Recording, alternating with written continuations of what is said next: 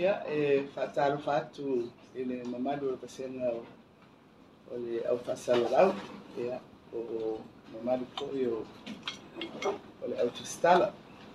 Maise le tapua i mai o le mamalu o le tunuku i o le tūlanga anupe. Ia tārofa, ia alo le langi le mama le soifua mania. Whaafitai o tātou au ia mai nei aso.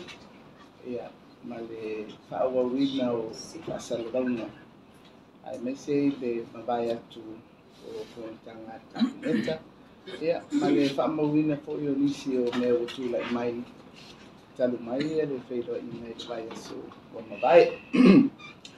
O le taimil nei o le tausanga e masani o na usui ai whono tele anu lalangi i whaalapo tonga whaavao malo. Mai o se tasi o whono tanga tele. O le whono le ale malo o whatasi o tolu vai aso talu ona mai le usuia i New York i Amerika. Ia ona o tūlanga o le tauwhia o te malanga inga. Ua tele lava o na whaatino i nei whono tanga tele. Ia i runga o penga whaasalalau.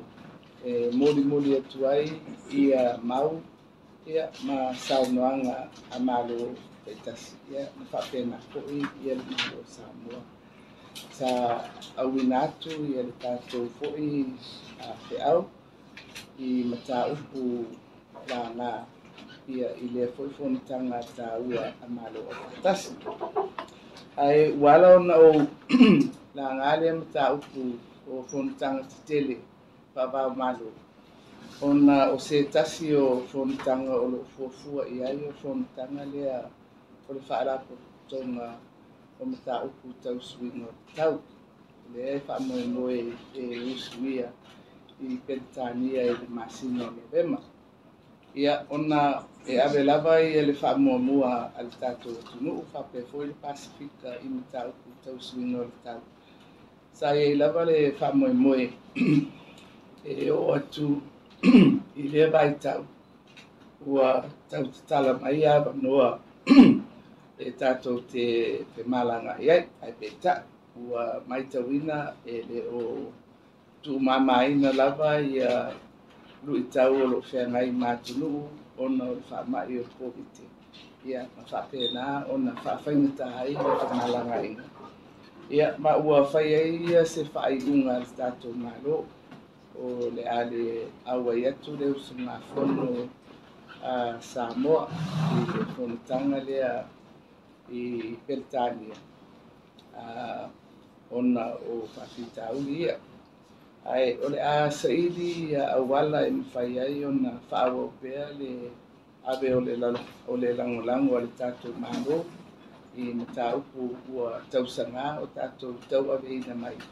Ia Fiame o Samoa ma le Pasifika i suinga o le tau, o te manatu, o le a whaia po i se tau mwhainga, tūpātasi ai i se whinangalo o le Pasifika.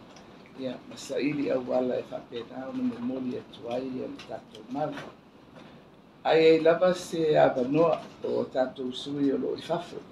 Ia ma o te manatu o le tātou sui pitolatalata o le tātou ampasa lea i le malo au whaatasi o loo i nei New York. A mo se awanoa. Ia ona salo pe ona mawai lea o se tasi e mwhai ona tau aveina i alo isu ngā whono mo tātou. Ai le tūlanga masangi o le malanga atu o taitai o le malo. Ia minsta o lo whengai ma Mataafa tau suinga o le tau. Ia o le a le mwhai ona whatau nuu o ki malanga. I le tūlanga o le taitai o le malo. Ia mana minsta fo i o lo tau aveina i o Mataafa tau le siusilamanga. E a fia ai masuina o le tau. Mai o le whai unga le tātou malo o lo o whaawawina i pēr le whainga whaawai o lo tau fia ai malanga.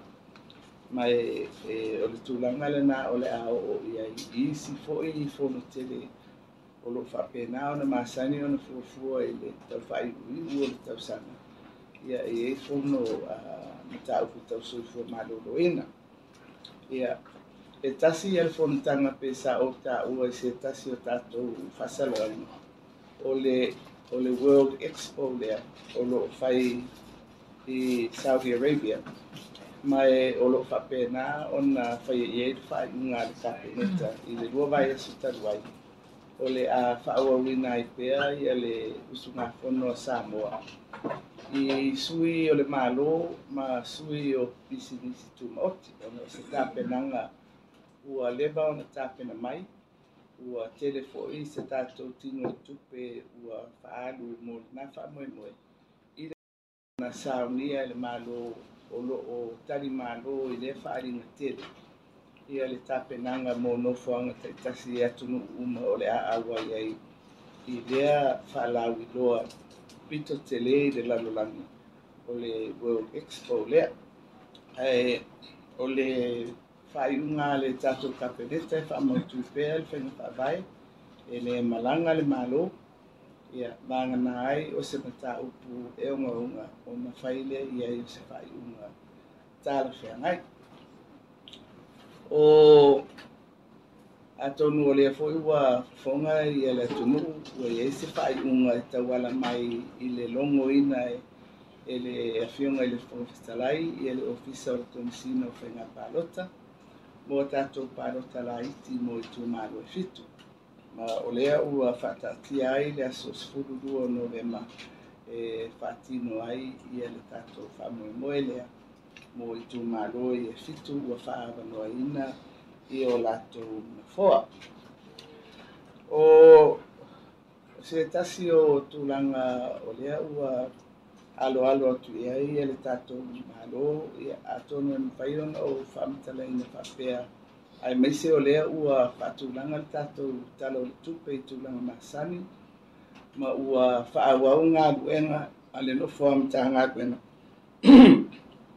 o lea ua lili wai tūtau anu whale i le vaenga lea o au whainga luenga le malo i le ofisa o le komisi e pūlele o whainga luenga le malo ma le bāni nofo whenga i ai ma le whaala pototonga o tangata whainga luenga le malo por pisaa ia whapea fōi ma le tatou mita ngā luenga lea o au nanga lau tele o le Ministry for Public Enterprises e ala ona o ta ua ia le tūlanga o le mita upu tau anu whale ona o le whaatūlanga ina o le whaangaioinga o le tatou malo e whaamoemoe tele lea le ngata i tangata whainga luenga ai whapea fo i tūlafono o lo whaatatia ai ia le whaangaioinga o le tatou malo ma e sa o tautarangia fo i nisi o whaasalaunga momo atu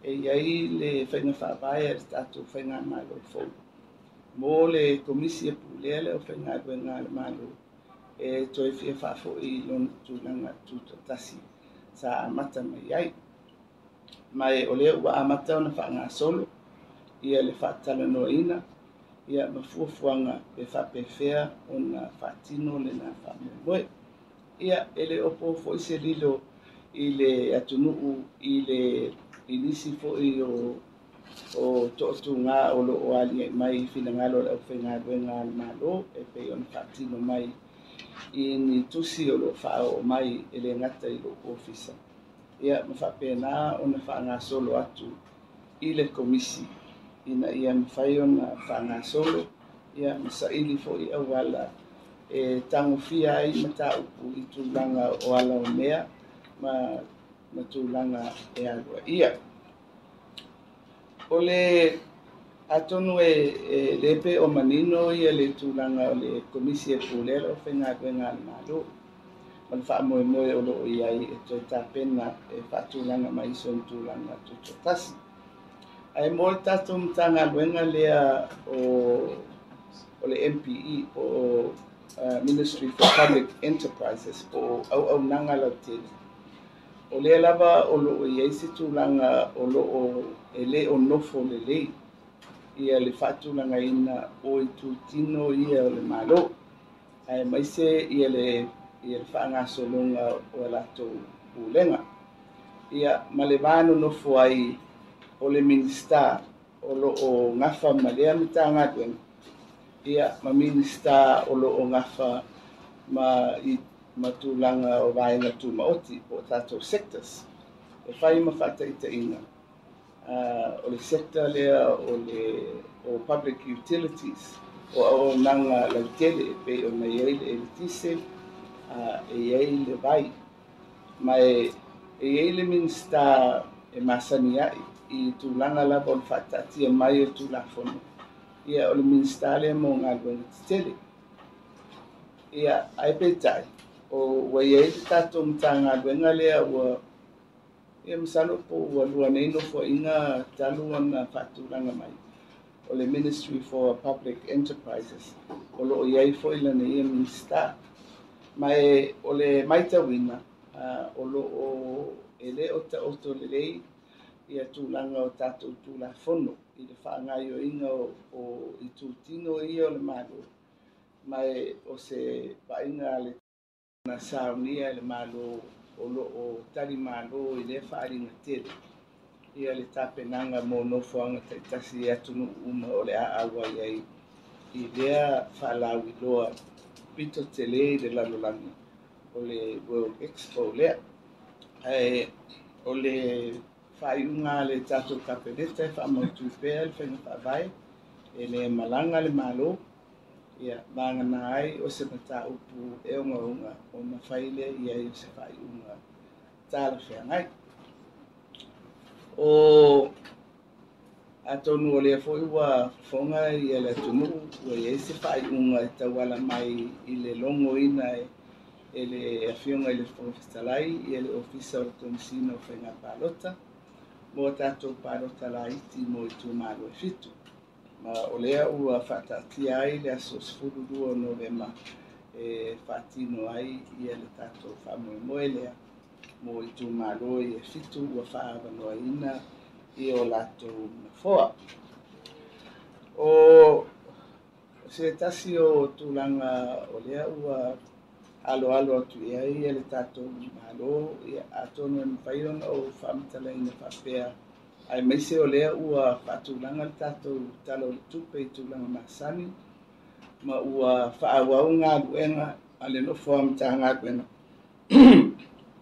o lea ua liliu ai tutau'ano fale i le vaega lea o le ʻaufaigaluega a le mālō i le ofisa o le komisi e pulea le ʻaufaigaluega a le mālō ma le nofo feagai ai ma le fa'alapototoga o tagata faigaluega a le mālō po le pisa'a ia fa'apea fo'i ma le tatou matagaluega lea o auaunaga lautele o le Ministry for Public Enterprises e ala ona o tā'ua ia le tulaga o le mataupu tau'ano fale ona o le fa'atulagaina o le fa'agaioiga o le tatou mālō e fa'amoemoe tele lea i le gata i tagata faigaluega ae fa'apea fo'i i tulafono o lo'o fa'ata'atia ai ia le fa'agaioiga o le tatou mālō ma e sa'ou tautalagia fo'i nisi o fa'asalalauga momo atu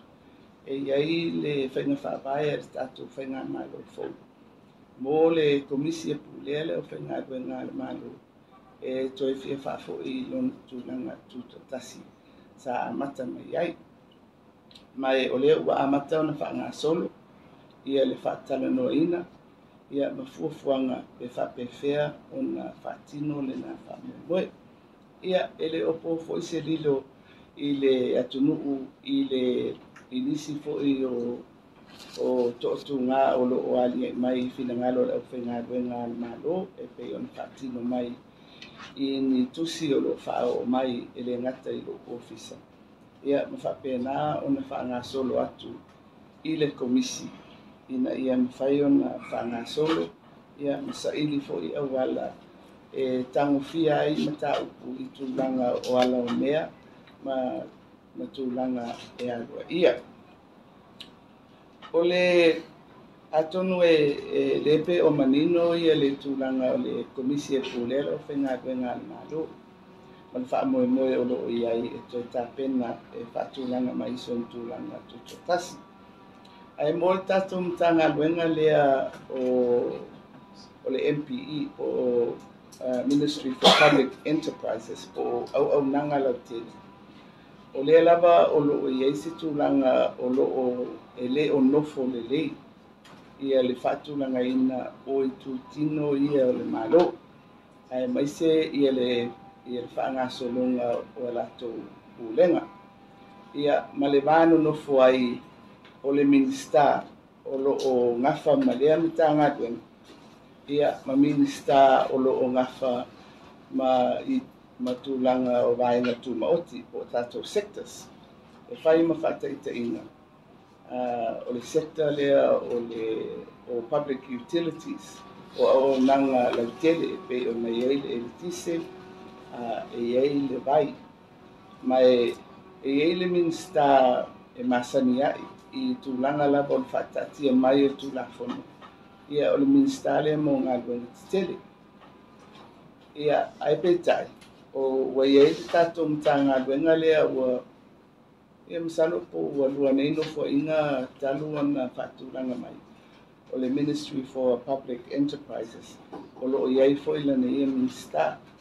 Mai o le maitawina o lo o ele o ta oto le lei ia tūlanga o tātou tūlafono I le whaangai o inga o I tūtino ia o le malo. Mai o se vainga le o se tasi leo vainga o I tūtino o le malo e te tauna whatatia ma ia manino ia ai maise I le whatūlanga ina o minista ma le lato fo I Mataafa ioi. O isi tūtau ano whale I le tāpenanga lava o pūlenga. Ai mai se o ni pūlenga I tūtu o tasi. Ia sa talano ina ia le tūlanga o le fia whatutu o tasi ina o le ofisa o le fono, o le ofisa o Palemia. Ma lewa amata o na whataritano noa fōi ia awala e tāpena ai e le nā whamamboi. Mai o le tūlanga muni ai o le tūtu o tasi. O le pito e whaisina whainita o na whatūlanga o na o whainga masani ale malo o le whaangai o inga le o tupe o le ale awala e mauti noa ai ia le tūto tasi ia e awhi ai ma tupe e whapena o na whasoa mo le vaenga o le au nanga fo ia le tātou malo o le si I tūpu lenga lea o le tātou fono o le Palemia le tunu. O le si ofisa o le fōua amata na whaatatano ina no na tūlanga tūto tasi ia e mese fōi o lea e amata o na tāpena ia a tātou pālota laiti. O le ofisa lea o le whai pālota, o le komisi o whainga pālota. Mai o le anganga lava ia o le whātūto tasi. Ina ia le aafia I tūlanga whapokipi po o vaenga whaupu whai. Ai e na whai o na tū maoti ma tū tasi ia le ofisa lea ai mai se le whatinonga o lana au nanga. Ia atonu e sosolo mai e lava I le tūlanga o le tāpenanga whaana whale. Ona o te whaonga ina le upu o le ano whale. E whaasino I tangata whainga duenga. Ia ma tūlafono ma whaatūlanga ina o tātou mtanga duenga. Ona asanga tonu ia tūlanga ia e whawhaingo fie ona whaasolo ia ngā luenga ale tātou malo. Mai o te lengona ona o lea ua tātia le tātou tala o le tupe o tūlanga masanga. Ua whawhaingo fie ai ona se e atuloa ia minsta ia lātou mtātā ma Mataafa ioi. E whaanga solo le lātou ngā ruenga. Mua ina ia manino mwhatūlanga le lei ia lātou mta ngā ruenga. Ia ma whaamauti noa le lei ia lātou Mataafa ioi ma le whaatinonga o lātou kolonanga. Mai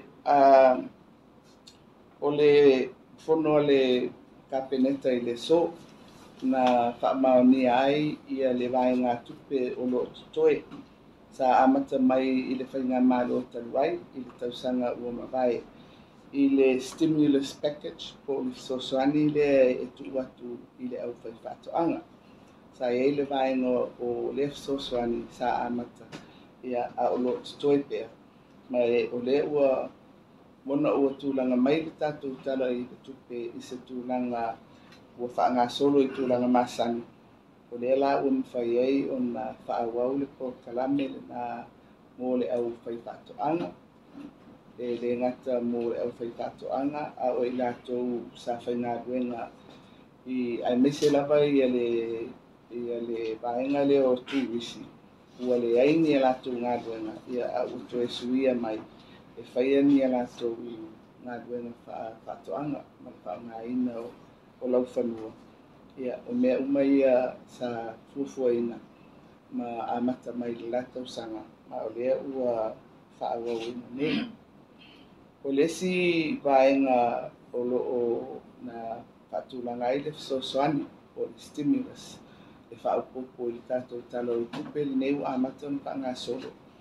o le 5 miliona mo le vaenga o turisi i whaletari malo ia ma tātou beach fales tātou ati na e ia tūni tawhanga mai o lea na whaatulanga i le 5 miliona o lea ua whapena o na whaatunuina i e pūlenga o turisi o tangata tawhau mai mo mai ina ia amata loa o na fofola ia le fuafuanga e mwhai o na whaasafua atu ai ia le whasosoani lea o le 5 miliona tā la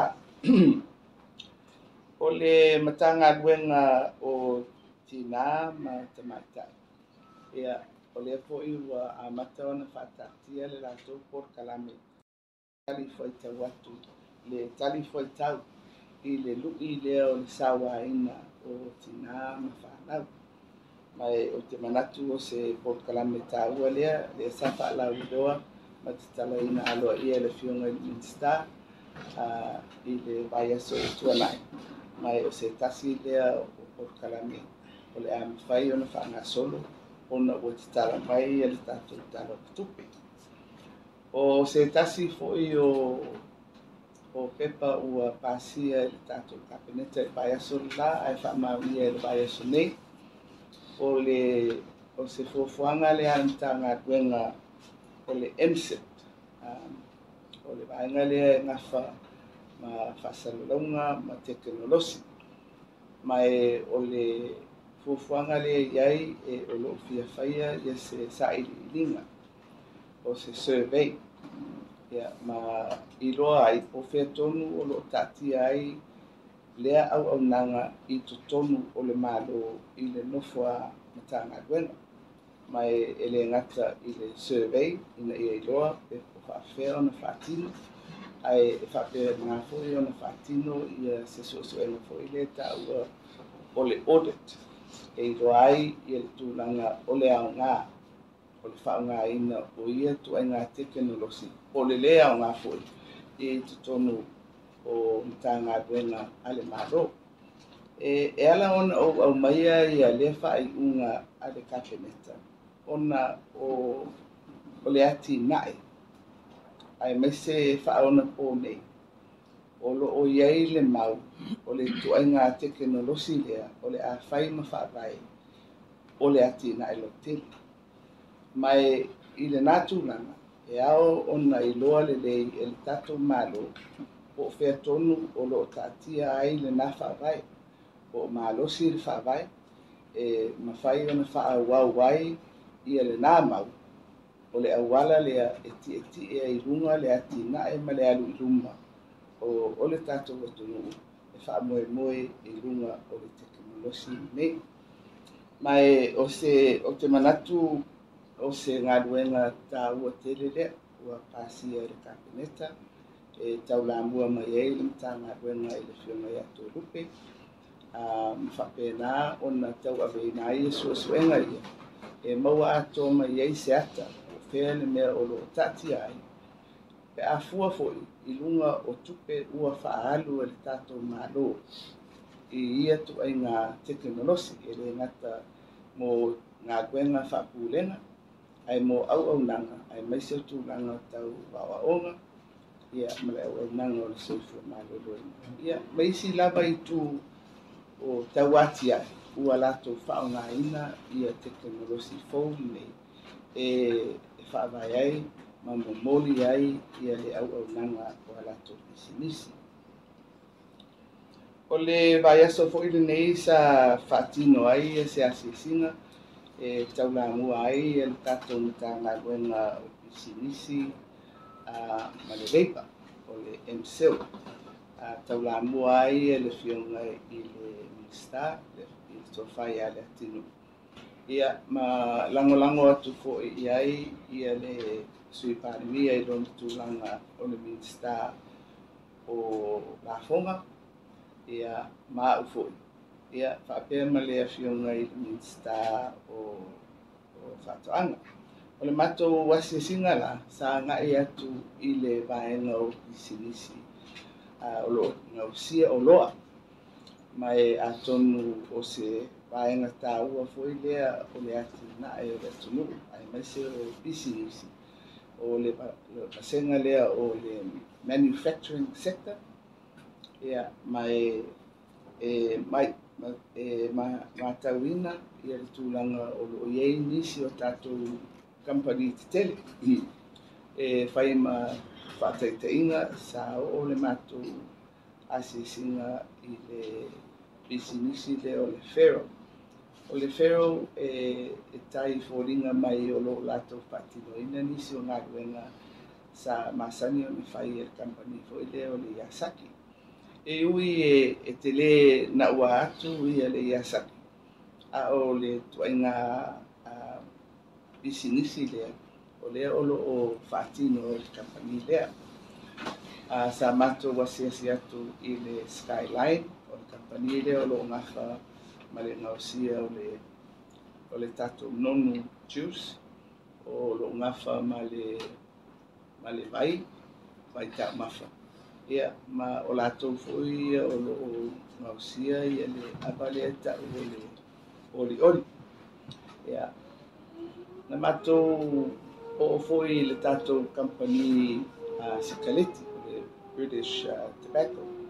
Ia ma matou mai tauina ai ia na foi company. Ia se tasine o company o leva i tonu o le tunu.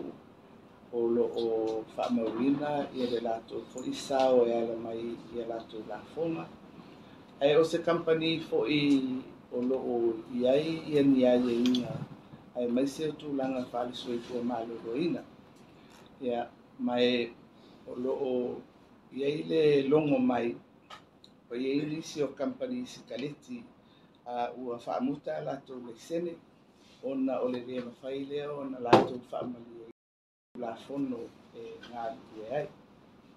Ai o le asia lea mo le basenga o pisinisi ai le whape o le atoanga fo i leo o pisinisi a o se asia tau amata.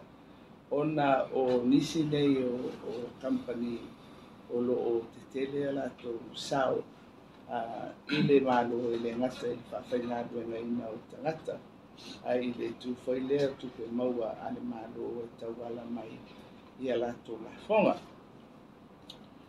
O le foi ua atonu pe ua tau maua ua amata lava ona whangasolo ia ngā duenga minsta ia latou mata ngā duenga e le ngata o le tapu e mai ona e fau le whainga malo.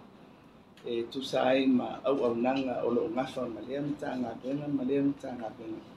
Ma i le vai aso nei o lo o to e se ai le fionga i le minsta o ngā duenga te tele ia malana pūlenga e whai le lato wasi e singa i le motu tele se la whai. O le aso ananafi ma le aso nei.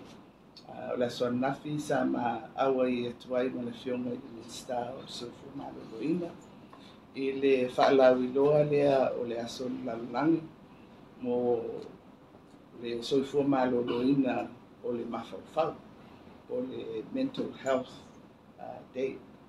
Ma o ananafi sa whai le whaalawi loa ma tala aloa ia ai ia lea aso au le so o lo whapena o na whai se whaaringa whaailoa ai ia au nanga ese o loo ia i tonu o le atunu fisoasoani ai malangolango i le whaamoemoe o le soifua maloloina o le mafalafau ma o le tāua o le aso ananafi ma lenei foi aso o le maitauina lea o le galulue whapaaanga o le tatou malo tauala atu i le matagaluega o le soifua maloloina ia maana paaanga i whaalaku tuma oti o ekalesia ia ai mai se foi i whaalaku tonga i tonu o nuu mafioanga o loo galulue fatasi le ngata i le whaalauiloa o le momoli atu foi o le wheau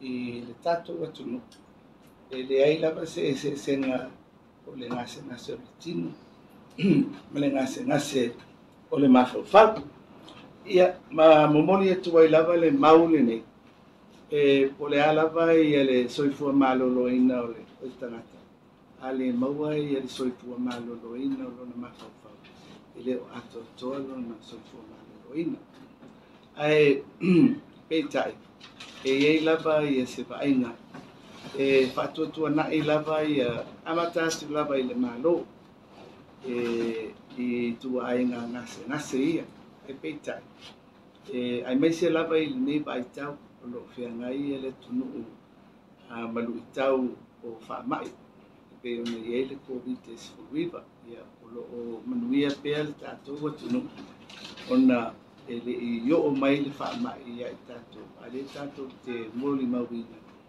ia tele o tagata ua faapena ona maumau o latou soifua ona nei faamaʻi ia ma le aafia foʻi o le mafaufau o le soifua maloloina o le mafaufau ona o nisi o aiaiga o loo faapena ona papuipui ai saʻolotoga o tagata ai maise ia e faigofia tatou i Samoa matala o tatou nofoaga e a tatou maitauina ia tunuu i faa ia iai lava ia nofoaga o le potu lava e tasi e faamautu iai se aiga po se tagata e toʻatasi ia ona faapena lea ona nonofo ai ia i taimi ona ua faatulafonoina le lia mafai ona o ese ma faanofo esea ia tagata ua tele lava le ali mai ai o ngase nei o le mafaufau ia ai mo tatou iai aafiaga tau faigofie le tulaga matala pea o tatou nofoaga ai ai isi aafiaga o le faamaʻi ia o le maua o galuega ona ua vaea ia o le faaleaogaina o le tele o nisi o atinaʻi ia mamau ai lava ia le luʻitauina o le mafaufau o le tagata ia mafaina ai lona soifua maloloina faale mafaufau ia tatou te manatua foʻi ia le faamaʻi o lisela ia ma le mea matupu ma le aafiaga foʻi o tagata mo latou lagona ae maise o le maliliu ia o ituuma lava ia ou te lagona ai tatau lava ona tatou mafaufau faatasi ma tatou lagolago auā iai lava le vaaiga foʻi lea faaletonu le mafaufau o le tagata ia ua tatou faapea ia o le tagata lea o le vale e peitai o le tulaga lava ia o le gasegase ma e pei foʻi o isi gasegase iai ona togafitina e fai o le fai ae o le faatupuina o le malamalama ma le iloa i lea foʻi tuaiga auaunaga ma le galuega faafuamaʻi e mafai ona faafoʻi mai ai e le malosi o i latou ua aafia o latou mafaufau o le feʻau tāua lona mo le aso fananafi ia manei ia pei ona ia uma mataupu ia e no faapea e aoga foʻi ona faasoa atu ai i le mamalu o loutou masega le tusitala ia ma le faasalalau ia e maise foʻi le mamalu o le atunuu o loo faapena ona faafogafoga tapu ai mai i le tatou faasalalauga lenei ia ae tatou seʻe atu tulaga maasani pe iai ni fesili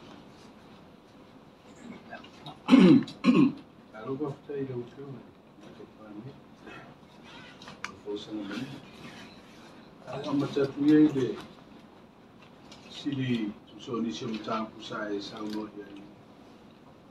Kung ano yung tuwa si singa mo de tapo niyo stasyo Palemos pa. Ito mawa hapo sa Palemos pa. Sa business may asin. Ang sila to yung film pe may na pa sila may business. Dia mamakuha ang photo frame pa mo.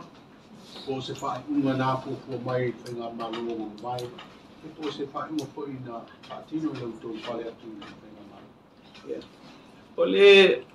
ole fale sikaliti le o tapu mia le fai ona fa pe ona mato wasisina na longo mai lava I ala masan ko le ausia o tulanga ko ile tau fai tulanga tau le seni tulanga tau fatinonga le au nanga mana ongo tula fono tusai ma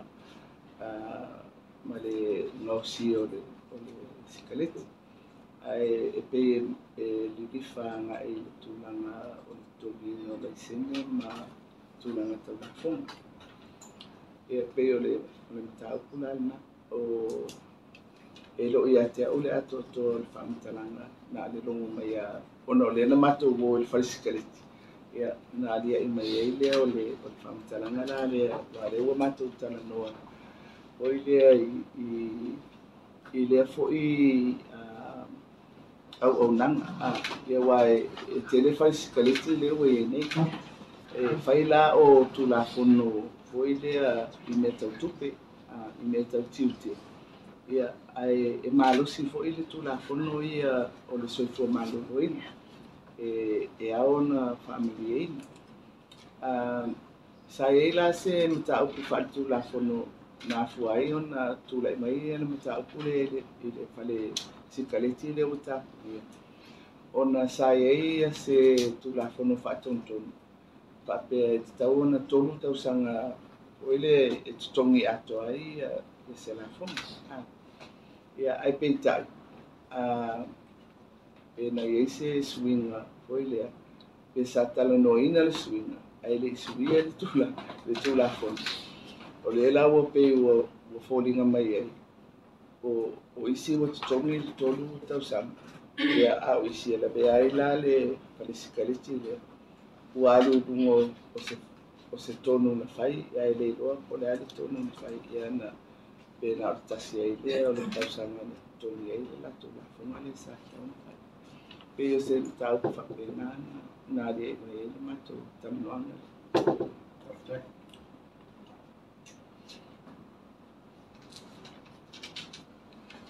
ta wale fontana le ale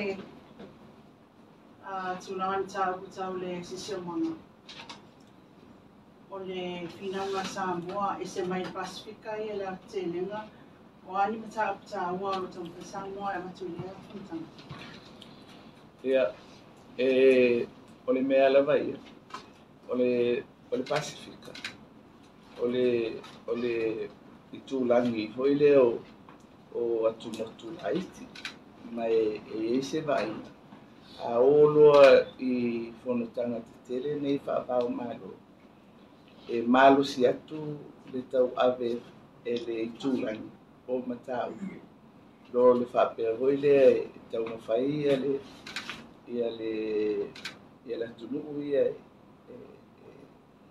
tau no fai atu sana mau o le mau la ia le tau ave Samoa ma le tulangi ina ia tau no fai lava tau fi mai le vela kasi te si lima Celsius vela ia pe o tatou sa tatou fai ale fi naunga le mai le amtanga o le tele o taimi pe sa te mai ai isi atunu ai ona ua failoa ia suʻesuʻega fa scientist le la ua faamaonia ai le tatou mau lea a tatou le taofia le bebela I le 1.5 tele lava ia afiaga foi le o le lalolaga e pei o le tele o atunuu sa taufinau I le lua tekili a tatou a lea momoli atu a le 1.5 ia o le mea muamua lanā o le mea lona lua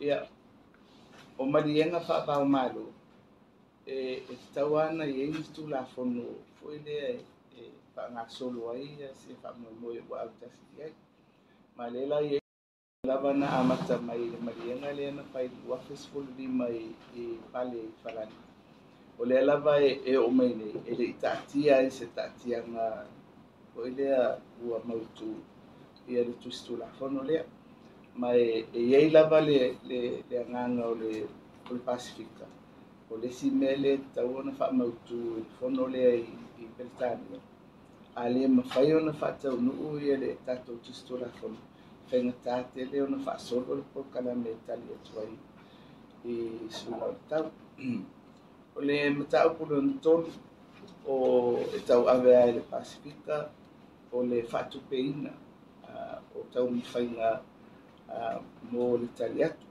e lua ala mea o ile tau mwhai e o whai ti o le kasa o ile e a whai nai e le afu o le tato lalula o emissions o le mea na le tau e o tato i le Pasifika e le titi a le kasa e whatupu o tato o malo tele le tupu ai le melna ma le lava e whaiwhainga ina ia mawhai ona au mai e se lato marienga i le tutu i foi lalo o missions.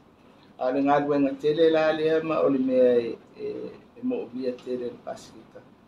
O ngā ruenga foi lea e tau ona whai e pui mai e tātou mai suinga le tau le rai tau foi lea le ngana whaperetania o adaptations. Pela turanga lea o tātou talingalu. Pe o toinga me whapena o le whai i le poloketi lea i le vaisingano. Ia e foi ia whainga foi lea o le toi tito la au. Ia maisi mea o le siitia o nofoanga. E pela tātou le Pasifika ia Samoa te le lava foi leo tala whātai a lea e solo ai ia whai o nufoanga whai tele ia a tātou titiro fo ia pia o tātou tauranga ia o le tala whātai e mo official malo ia au i fo le tūlanga lana e nuu mawhio a ai i lava le manatu foi lea o le silava tali lea i le swinga le tau o le tātou mawhawhau e si itia o tātou nufoanga ma tātou tauranga i nofoanga maonu ia e le o se mea tau mofia lana mea peila e le toenga whataitainga lana e mele tau o ngā ruenga whatino e tali atu ai i swinga o tau o le si mea o lo finau ke le e Pasifika o le mele tau o loss and damage pe o me vanga pese insurance ai mai se amo tātou atu nuku tau atia e te re lava le whaina o le tātou tamau ainga i le awhia o tātou foile i a whā ma tūlanga wālia mai ona o le swinga o tau mai e tupu ai le mele na o le toe unai anga i tua o le tūlanga o le atina tātou tau mwhai mai ia saule fa ia po mafui o tsunami ia on fa penale ona tafisia mfale nga ina umai ia bisio fa bae fa tama ainga foi mo atunu la itila ete lelo na fai pa fu ia tunu tele foi le wai tele o la tota ma ainga fai ona so ia mo fa la fa pena ai mo atunu la ia e matua i o ile o se tūlanga e solo muli pea ia soifuanga o tangata e iei tātou o ile ona la titi e tātou te mawainga e la titi o tātou lau whanua ia o tūlanga o lau whapena mai e pei o se mana onga la lea e tau ave pea e tonu tau atia e mai se ia tu motu ina ia se ai nga whapitoa e fesoasoani ai i le toe tali atu i a'afiaga le ae maise ia le afāina o le tamauai. Lau fionga i le mataupu i le suʻaʻiga po survey le faia matagaluaga o fa'amatalaga o fesoataʻiga ma teknolosi. Tagaluaga foi le o loʻi ai le tatou ofisa o le le fa'atonu. O le aso nafi lena o mai ai le pepa fa'amatalaga falauaitele mai le fa'atonu. Ua poliga e fautuaina ia pe lapataʻi ai fo'i auaunaga tau fa'asalalauga e le agata i luma o pe agata fa'aina televise ma le tio ona ua matauina le pule fa'atonu.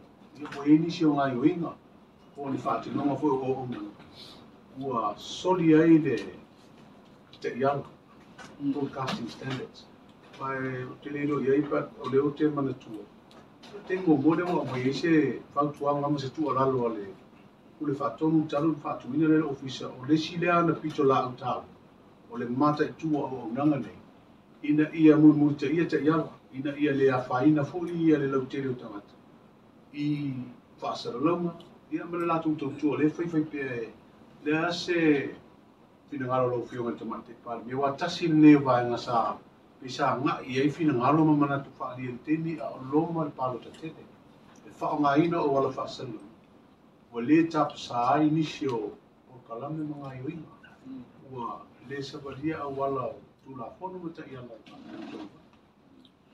O te manatu e pei e bua ni vaenga tāua ni tāpule te langa mai. E pei ia ta'u ia ngā ruenga le pule whātonu. E a ngā i pulenga tau whasalong. Ai o te manatu poi lea i mataupu i e talanoina. E tau foi ona iei le sau o le wharakotonga o tangata whasalong.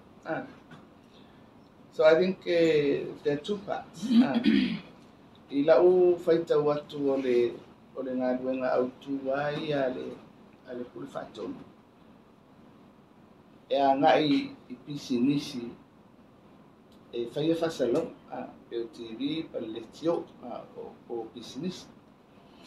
Ona pe o tala ma upu e whaonga pe o ni mea lato po o ni mata upu o mai e isangata.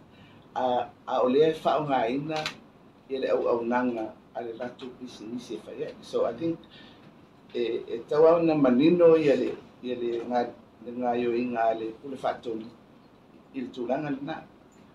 Ai e waila bea e fwoi lau newspaper ia ma lau tusi e fwoi la le si vaenga le nā e fwoi leo te manatu e le e tō whaala kotonga ma tūlanga whaatona. O te whiwhia la o lea ua au maise na whaasilsilanga. Fwoi le awai e mo i le TV ma le tio. Ale foi lá e aí a platforms e Facebook, o Twitter, na me whapena. Am whaia no o Tuli e se malo si o le pule whatunu e atonu e au ngā.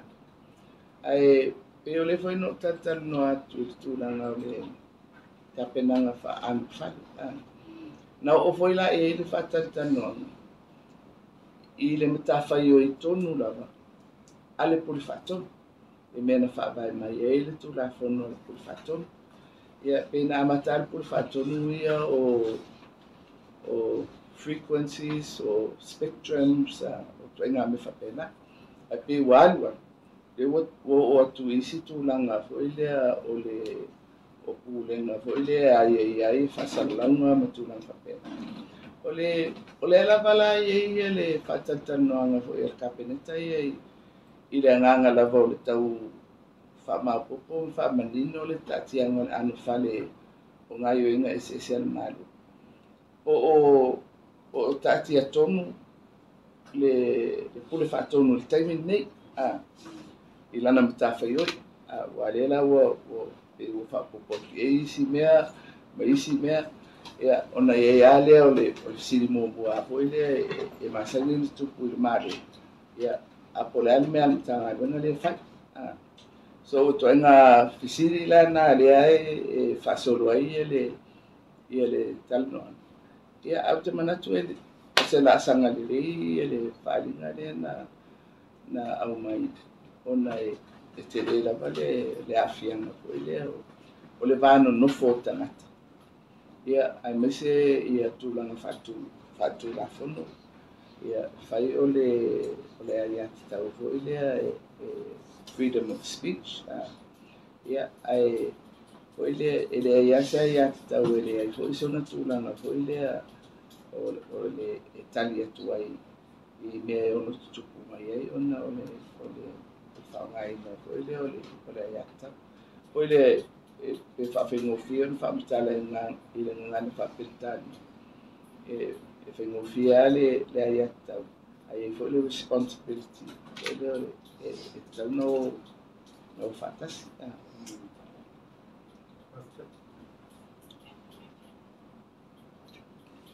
Ina yo tapule no so malo kuma lava que pela na dele infisile vana le sai sa no te li fa la gulo ina tatu filo ina le lava ya so tapule pe ko yo Pandora Papers le o lo angi no mai i Samoa ia mal tatu fa la tonga o tupe te una tupe fa mama ia ai o le la wo si de tu lo fio no vale sai sa no stasio o ma o no fa sa la na paso o le sinsila le kabineta I taupule. Ia mal tūlanga hoi lea malu puipuia o tātou mai lea whianga hoi lea I sanala watu tātou a mea o se no whanga hoi lea e whawhai lele e tupe ma te unga tupe e lea. Ia, o le tūlanga ale na, ia ai pēlawa o le whainga whawai le mātou whainga malu. E amata mea mai lava ia le minister o lo whiangai ma rea Mataafa ioi, ma rea Mataafa ioi. Ua amata mea lala whionga I le minister tupe. Pa wheiroai e amese ia le tātou wharakotonga le o sifa. Mai o le la pataitari le kapeneta I le iputi mai o le whionga I le tamaitai minister. I le tūlanga o lo tātia ia se awhianga o tātou. Foi I le lui tauina pea o le iai o le tuenga o nanga le ia tātou. Wa o le iai le whalapatonga Europa pe o lātou le unga ia maia. A le lava I foi le whalapatonga o mataupu tau te unga tupe whapea. Pe o le ae muri ta ia I tātou. Ai la le whalapatonga le pe autu I malo Europa. Pe o lātou na o lo au mai a pea ia maluina ia le tātou compliance. I lau vainga la iai. O le alava o lo solo pea tātou I runga o le whamalia ina o tūlanga o tauna ona muri ta ia.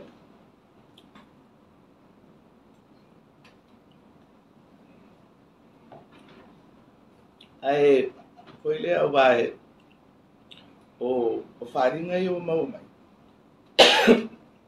Na amata mai foi lea le Panama. A sosol mai. O lea o mai le Pandora. Foi lea o pewa o Matatala ia tūlanga. Ia, ele whape foi o le mea na whai sisi. O le mea na whai tangata, na whai whainga malo, o whai tu la fono, o me whapea. Ai pei o le whai au le au mai, ele Panama, ma le Pandora. Ua avea ia mea e whai maalo whanga o tangata. Ai mai se tangata mauoloa, tangata solitu la fono, e foi le o whai maalo whanga stonge e la tu la fono. Ia, mai e ale whawhisiri foi lea. I le tūlanga pe e whamali e ina tūrafuna. Ai po se mea ame tau. Ia wa le foina mata atu foi le sipo kalame autu e Australia ia maafianga o Australia e mene. O la etala noa mai ai pe se whaipule o Australia. Tu sai whapea mai. O tu ai ngā whainga ni. te lele a fianga o tangata anu Australia. Ona ua le tūlanga tutusa le malai foi lea o tupeteu. E tupeteu a tangata Australia, tangata laute. Ai le mawhai ona tau wā ia le malosi o tangata laute le maratou te ngatu. I tu ai ngā whainga, foi lea ni company te tele mauroloa te tele la tutupe. Ia o atu rola tu whatau uma mea. Ai tu sa ua le maua manua ia tangata Australia. O le la tu whamoimoi. E la tu te ausia foi ni whamanui anga. Foi le, ai me se amea i o whanua o whale ma tūranga pēna. Ia e pe ia te au ia. O le whiau le nā. Ia wā o le pe o le whasenga o le au Tusitala le au tū ia suesuenga o mani. Ma le mea fo ea lea e Tuli loa lapa ia le ami e tūna. Ma le mea fo i lea o le whāsua o le tamau aina. Kina ia fo i lea whamanuia i nā ia le lautele o tangata. Lo le whaputu o le manuia to e atiri ai le whaputu o le manuia ia i lato o la fo e tele lato tupe. Ia, ma pe o le si vasenga le pe e anga i mai ai.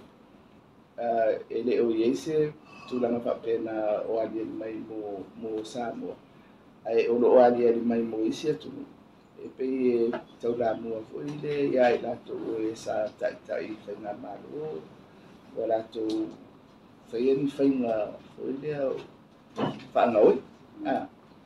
Ia te au ai. O se mataupu fo i lea e una i nai fo i le malo e tilo. I le tūlanga lea fo i lea i le bao le mea tau le tūlanga. Ia, ma le mea tau le anito. Now, if you want someone more than that, or you say updates my that's all. Yeah. Ele mau mai. Tonu titi lava mau mai. O le si mta o kula o se tala lata mai o kai au meska ko pathology. Fai ia postmortem no manu. O la nga lulu e ele tatu ofisa le vai fa fo mata to paanga. O nga yo nga tala tamai sa so soni mai ia ele mado sen. O por kalame foi la sena le ni. O le la tu fo mai o le matata esesi. E fo le mai ta iono masina le o mai. Ma le la wa ave ele ta sang. O le swinga le sui ai ne ia te sem. Pe me fai ona au mai ese tatu o mai sape. Ia o le mea ia o New Zealand Australia e Naomi ia le e foi le pito lata mai. Ia e pe le o whaingo fiana no mai ia lato fuma. Ia malaila e pe no tatan no mo atu foi le se option foi le ona e fai asina marosi o tūrafunu. Foi le i mea ia foi le suesue no Tawana whanga soro le ia le tūrafunu. Ia le tūrafunu mua Naomi is a forensic pathologist. O le ia tato pathologist, but ele o ia is a forensic pathologist. Ia o le sira wainga le sai pe whai ona whai se te unga le tūrafunu. Ngā bue ia tato pathologist e supervise Richard as a forensic pathologist. Ia a mea umana e le whapeo se mea wapeo ona whati. O whionga lo whāwau beana, ngai tato malanga koia mo le whawaiting. I le mo miseo whai o whanau leo koha i Australia. O le taimi nei Australia o warifitu se lau. Tatu tangata i o wau. Ai o le vaenga lea ma le ua ua amata toe whaafo'i mai ia lisi vaenga. Ai o le tusa o le vaenga fou le ua pasiani o le vaenga le o i New Zealand. I lalo le marienga fou le ua whaatatia o i le Naomi le whaanu whaisea. Le lai tāpena uma le vaenga mua o le marienga le ngā male wānusi.